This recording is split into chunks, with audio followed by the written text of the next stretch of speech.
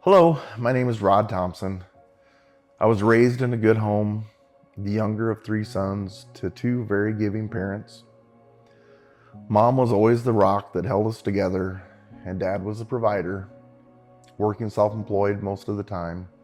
We didn't have lots of money to spend, but never went hungry, and we always had clothes on our back. We weren't a religious home, but practiced good morals and knew the difference between right and wrong. A good friend of mine got me involved in a community church in a nearby town. I accepted Christ as my Lord and Savior around the age of 12.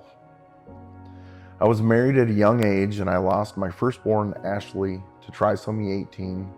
It's a rare genetic disorder. Although terrified, we had another son shortly after, praying for a healthy baby. Most of you know him as David. My first marriage ended in divorce, and I was remarried about 10 years later.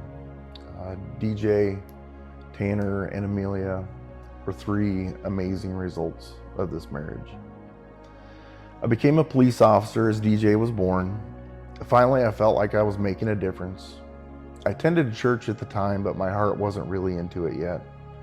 I had no idea the amount of attention that a uniform and badge would attract. I strayed from my marriage and led a secret life of sin. After 8 years as a cop, I was in a situation where I had to take a life in order to save mine as well as several others. The 16-second fight felt like an eternity while I battled for my life. What it felt like if you're on the ice and you fall through the ice and you start going downstream and you realize, I'm not getting out of this. That's where I was at. I'm like, I'm gonna die right here. And I said, not today. I actually saw the image of my children standing at my grave as though I had died. And that's what gave me the courage to continue fighting. That definitely came from God. You know, we're gonna get you through this. I called my mom after this horrific event, and she asked if he hurt me. I unknowingly said that he didn't, not knowing the mental damage that it had taken.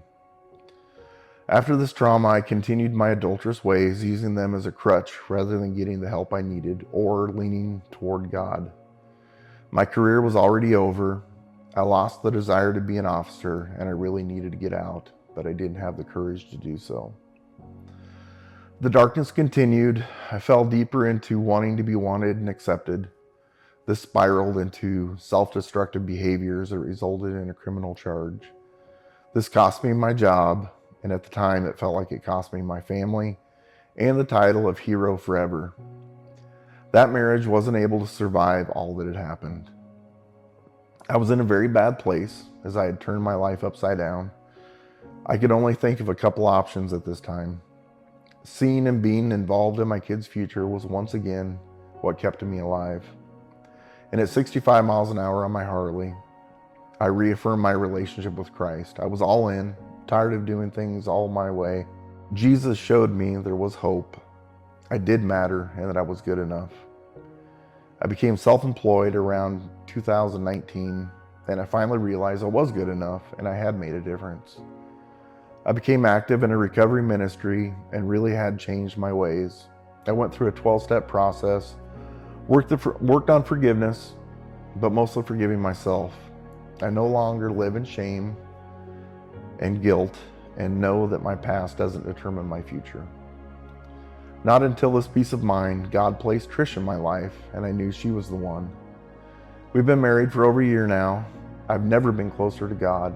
We thirst for seeing God's creations together, and we are merging our walks with Christ together. My walk isn't perfect, but it's better than it ever has been. I look forward to our future. I forgive myself and others for my past.